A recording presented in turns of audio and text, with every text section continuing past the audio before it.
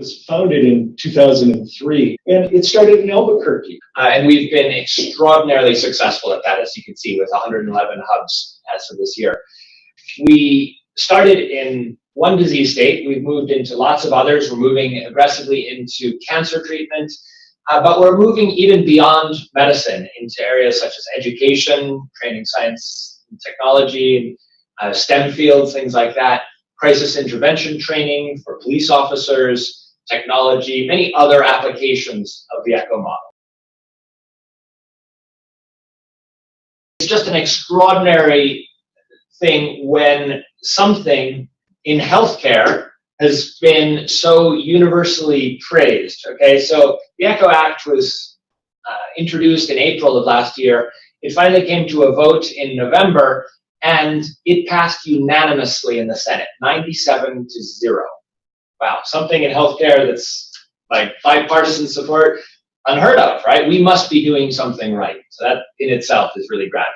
So then it was passed, it was signed into law by President Obama on December 14th. Really, it's about expanding healthcare outcomes and access. And what it does is it requires federal organizations who are studying how to use technology to build capacity to study the ECHO model.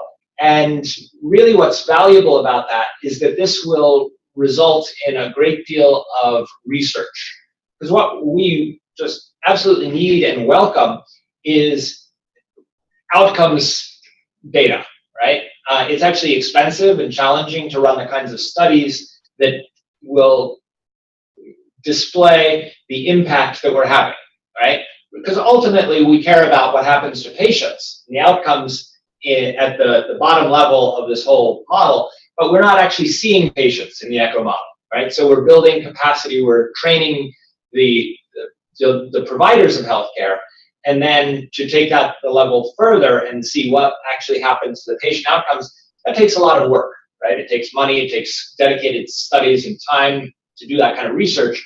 But that's what this Act mandates now, that Department of Health and Human Services and other organizations that are exploring use of technology to do things like this, well, this will result in a lot of attention that will generate the kinds of studies we need to validate what we're doing. So very excited about that. ECHO in itself is different from telemedicine, and it's not trying to be that. We're actually not delivering care to the end recipient, the patient. We have several ideas about that. I just came out of a meeting with the Alaska Telehealth Network where they're exploring exactly this kind of extension of the ECHO model to merge it in some level so that it complements traditional telemedicine. In other words, there might be some provision by which a complex case can get escalated, right? So that we could branch out of a normal ECHO session where a case is presented in a de-identified fashion, right? There's no patient information that identifies who that is, and switch that over, right? An escalation. There's other opportunities where we can leverage the meta-ECHO community. So if this panel of specialists is at a loss, like, wow, we're supposed to be the experts, but we don't know what to do with this patient, they can go offline and they can reach out to the partners in the meta-ECHO community who are at some other hub, but dealing with the same disease conditions. And we love that phenomenon, this kind of collaboration that transcends the geographic boundaries. And so instead of just being one hub and spoke model over here and another hub and spoke model over here, that we're working to build tools to foster that collaboration across hubs within the same disease state. So those are some of the emerging areas we're exploring to address that kind of issue. Of course, ECHO in itself is different from telemedicine, and it's not trying to be that. We're actually not delivering care to the end recipient, the patient. So we want to be a little cautious about kind of preserving the boundaries. We're not practicing telemedicine currently, though. Fundamentally, telemedicine is you've got a specialist, one specialist looking at one patient.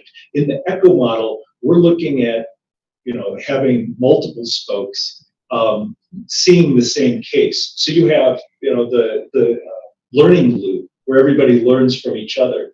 So on the continuum from telemedicine to telehealth to telementoring to teleecho, there's opportunities, and we welcome your your input on how to bridge that.